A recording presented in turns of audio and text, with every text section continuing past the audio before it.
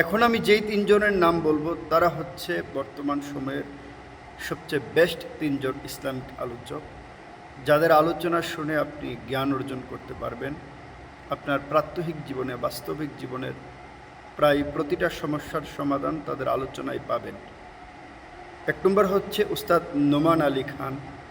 তো ওনার আলোচনার ইউটিউবে বাংলা অনুবাদ আছে, বাংলা ডাবিং আছে, আপনারা শুনতে পারেন।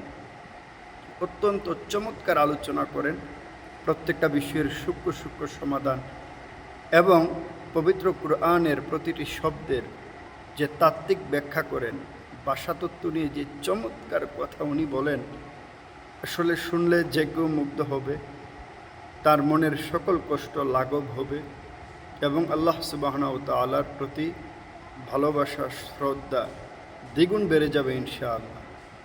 দ্বিতীয় নম্বর যে আলোচকের আলোচনা শুনতে পারেন, তিনি হচ্ছে প্রফেসর মুক্তার আহমেদ সাহেব। ওনার আলোচনা শুনতে পারেন, খুবই সুন্দর বলেন, সুন্দর আলোচনা করেন। 3 নম্বর আপনি শুনতে পারেন আবদুল্লাহ বিন আব্দুর রাজ্জাক বিন ইউসুফ হাফিজাহুল্লাহ তাআলা। ওনার আলোচনা শুনতে পারেন, খুবই ভালো আলোচনা করেন।